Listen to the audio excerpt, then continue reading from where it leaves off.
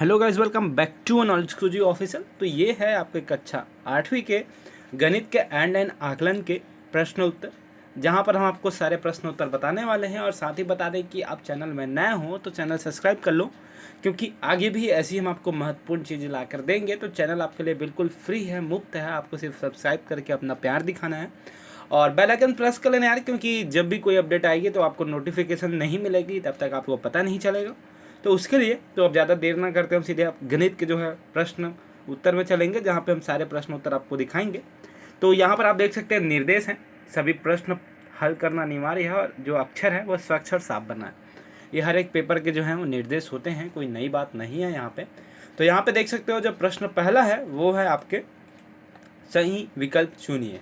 तो सही विकल्प आप यहाँ पे देख पा रहे होंगे कि आपको क्या करना है। पहला है समीकरण 3x + 9 = 12 में x का मान क्या होगा। तो x का मान जो है मैं आपको सिर्फ उत्तर यहाँ पे बताऊंगा। तो x का जो मान है वो 1 होगा। अब इसको आपको सॉल्व कैसे करना है, आपको इसको बनाना कैसे है, आप 3x है उसको फिर =12 करिए बराबर 12। उसके बाद जो 9 है तो उसको उस साइड ले जाइए 12 के साइड में, और 12 के साथ 9 को घटा दीजिए तो आपके पास बचेंगे 3। तो फिर 3 को 3 से भागित कर देना, तो यहाँ पे x का जो वैल्यू है वो आ जाएगा 1। तो इसका आंसर जो है वो आ है। दूसरा है मूलधन के साथ ब्याज पर लगने वाले ब्याज कहलाता है, जो वो ब्याज है वो क्या कहलाता है, वो आता है चक्रवृद्धि ब्याज कहलाता है। ठीक है बच्चों। उसके बाद है तीसरा, बेलन में वृत्त पृष्ठ का सूत्र लिखिए। तो जो बेलन का पृष्ठ का सूत्र है वो है 2πRh, जो है पहला वाला। ठीक है। उसके बाद है त्रिभुज के क्षेत्रफल का सूत्र है। तो ये सूत्र जो है वो आते हैं 1/2 आधार इंटू ऊंचाई गुना ऊंचाई। जो पहला है वही है। और पांचवा है जहाँ पे पूछा गया घनाभ के कोरों की संख्या क्या होती है। तो घनाभ के जो कोरों की संख्या होती है वो 12 होती है। तो यहाँ पे 12 लिख लीजिएगा। तो जो यहाँ पे जियो का जो है 50% का मेरे पास मैसेज आ चुका है। अब आते हैं प्रश्न 2 में, जहाँ पे पूछा गया रिक्त स्थानों की पूर्ति कीजिए। तो यहाँ पे बेलन का आधार का आकार खलिस्तान होता है, तो जो आकार है वो वृत्ताकार होता है। और जो सेकंड है ठोस बेलन में पृष्ठों की जो संख्या होती है वो 3 होती है। और तीसरा है क्षेत्रफल की इकाई हमेशा खालिस्तान होती है। तो जो है क्षेत्रफल की जो इकाई है वो वर्ग इकाई बोल सकते हैं, या फिर कुछ और भी बोल सकते हैं, मैं आपको इसे लास्ट में बताऊंगा।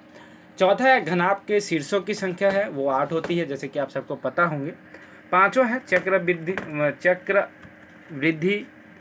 चक्रवृद्धि साधारण ब्याज से सदैव खालिस्तान होता है। तो चक्रवृद्धि साधारण ब्याज से क्या होता है ये आपको खुद पता होगा या फिर नहीं पता होगा, तो मैं आपको बताता हूँ। वो है आपके अधिकार। ठीक है ना। यहाँ पर जो है फिर आ गया मुझे मैसेज, जो चक्रवृद्धि ब्याज है साधारण ब्याज के सदैव अधिकार होता है, अधिक होता है या फिर अधिकार, जैसे भी है आप यहाँ पे देख लीजिएगा। थोड़ी मिस्टेक मेरे यहाँ पे हो रही है, आपको लास्ट में मैं कंफर्म कर दूंगा। प्रश्न 3 है वो है चक्रवृद्धि ब्याज और मिश्र धन ज्ञात करना। तो यहाँ पर है ऐसा ज्ञात करने आएंगे। और बता दूं कि जो पेपर में है वो अगर क्वेश्चन आपके सेम नहीं आते तो इसी प्रकार के जो क्वेश्चंस हैं वो आपके आने हैं, बस इसमें जो नंबर है वो चेंज हो जाते हैं। तो एक बार आप ये सारे क्वेश्चंस की प्रैक्टिस ज़रूर करके जाइएगा, क्योंकि ये आपको अच्छे मार्क्स कहीं ना कहीं दिला देगी। तो अब मैं चौथा चलता हूँ, चौथे में जहाँ पे आपको पूछा गया आधार 6.5 सेंटीमीटर और क्षेत्रफल 26 वर्ग सेंटीमीटर वाले त्रिभुज का शीर्ष लंब ज्ञात करना है। तो यहाँ पे आपको जो शीर्ष लंब है वो ज्ञात करने हैं। तो उसके बाद चलते हैं पाँचवें में, जहाँ पे आपको पूछा गया है दो संख्याओं का जो गुणनफल है वो 12 है। तो यदि इनमें से एक संख्या 3/5 हो तो दूसरी संख्या ज्ञात कीजिए। तो मुझे यहाँ पे 2-3 मैसेज आ रहे हैं, वो आप सभी के ही होंगे। तो यहाँ पर आपको देख पा रहे होंगे, यहाँ पे दो संख्या का जो योग है वो 42 है। और एवं यदि दूसरी संख्या पहली संख्या से दुगुनी हो तो जो संख्या है उसको ज्ञात करना है। तो ये भी आप अच्छे से ज्ञात कर लीजिएगा, आप इसे बना लीजिएगा बैठ के, ताकि आपको दिक्कत ना हो किसी भी प्रकार से। और पेपर में भी आपको इसी प्रकार का जो है वो क्वेश्चन पूछा जाएगा, तो आपको घबराने की ज़रूरत नहीं है। एक बार बना के सारे क्वेश्चंस देख लीजिएगा, जिससे आपकी प्रैक्टिस हो जाए और आप पेपर में अच्छे मार्क्स ले आए। और चलते हैं सातवें में, जहाँ पूछा गया एक 25 सेंटीमीटर लंबी तथा 10 सेंटीमीटर चौड़े चित्र के चारों ओर 2 सेंटीमीटर चौड़ाई की पट्टी बनी है। तो पट्टी का जो क्षेत्रफल है वो ज्ञात करना है। ठीक है। तो यहाँ पे पट्टी का जो क्षेत्रफल है वो ज्ञात करना है। तो अगर आपको उसके उत्तर चाहिए होगी तो हमें आप ज़रूर बताइएगा। और यहाँ पे प्रश्न 8वां है, जहाँ पे पूछा गया एक बेलन का जो वृत्ताकार भाग का क्षेत्रफल है वो 1000 पाई वर्ग सेंटीमीटर है और जो व्यास है वो 20 सेंटीमीटर है। तो उस बेलन की जो ऊंचाई है वो यहाँ पे ज्ञात करनी है आपको।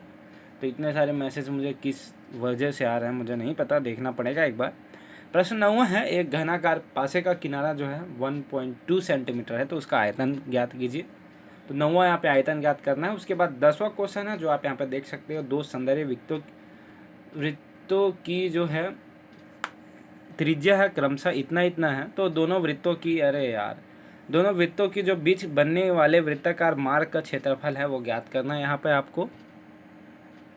तो यहाँ पर मुझे लगता है अब थोड़ा कि मुझे डाटा ऑफ करना। तो यहाँ पे है आपको क्या करना है, क्षेत्रफल ज्ञात करना है, आपको सारी चीज़ें दी गई है। और उसके बाद है अंजलि के एक दुकान से 500 रुपये मूल्य के इत्र तथा 800 रुपये मूल्य के गहने खरीदे। यदि इत्र पर बिक्री कर जो है वो 16% है तथा गहने की जो बिक्री है वो 8% है, तो अंजलि कुल कितने रुपए दुकानदार को अदा करेगी। तो यहाँ पर आपको ये है, ये जो है उसको लिखना है कितने रुपये अदा करेगी। उसके बाद है 13वां, चाय के एक डिब्बे की लंबाई है 10 सेंटीमीटर, चौड़ाई 7 सेंटीमीटर, ऊंचाई 4 सेंटीमीटर। तो डिब्बे का जो आयतन है वो वहाँ पे आपको ज्ञात करना है। उसके बाद है 14वां, जहाँ पे आप देख सकते हैं वृत्ताकार क्रिकेट मैदान की त्रिज्या जो है 60 सेंटीमीटर है और मैदान के बाहर चारों 7 मीटर चौड़ी दर्शक दीर्घा बनाइन है। तो उसका क्षेत्रफल है वो आपको ज्ञात करना है यहाँ पे, तो वो भी आप अच्छे से देख लीजिएगा। और यहाँ पे 15 है, जहाँ पे पूछा गया अनुराग और आकांक्षा की जो आयु है वो 7:5 है। तो 6 वर्ष बाद उनकी आयु 5:4 के अनुपात हो जाती है। तो दोनों की जो वर्तमान आयु है वो ज्ञात करना है। तो इस प्रकार हैं सारे क्वेश्चंस, आप अच्छे से देख पा रहे होंगे यहाँ पर। तो ये यहाँ पे 16 जो क्वेश्चन है वो आपको दिख रहा है कि 75 रुपये से राशि। तो इस प्रकार जो सारे क्वेश्चंस हैं आप अच्छे से देख लीजिएगा। और जो पेपर में है सारे जो क्वेश्चंस हैं वो सारे तो नहीं आएंगे, मैं बता रहा हूँ सारे नहीं आएंगे, लेकिन आधे से ज़्यादा आपको पूछे जाएंगे। भले नंबर अलग हो सकते हैं, लेकिन ये सारी जो चीज़ें हमने बताई वो आपके लिए बेहद इंपॉर्टेंट है। यहाँ से आपको बहुत सारे जो मार्क्स हैं वो आपकी, अगर आप इसको प्रैक्टिस करते हो तो वो आपके बढ़ जाएंगे। तो एक बार अपने प्रैक्टिस करके इसे ज़रूर जाएँ और आप खुद से भी पढ़ कर जाएँ। ऐसा नहीं है कि लोग पूरा ही बता देंगे, क्योंकि कोई भी मैं बता दूँ, जितने भी हैं, जितने भी आप वीडियोज़ देखते हैं, कोई भी आपको एकदम एंड लाइन आकलन के ही पेपर नहीं दे सकता। वो इंपॉर्टेंट क्वेश्चंस बता सकता है, मॉडल पेपर बता सकता है, जिसके हिसाब से आपके क्वेश्चंस हैं वो आ सकते हैं। तो इस प्रकार जो 17 क्वेश्चन है वो है समीकरण को हल करना है। तो समीकरण यहाँ पे दिया गया है, जैसे कि आप यहाँ पे देख सकते हैं। तो इसको हल करिएगा और फिर आपको कोई भी दिक्कत हो, किसी भी प्रकार की परेशानी हो तो आप हमें कमेंट बॉक्स में बताइएगा। हम आपकी जो परेशानी है उसको सुलझा देंगे और बताएं आपको और कौन सी चीज़ें चाहिए। तो वीडियो में सिर्फ इतना ही, चले हम चलते हैं।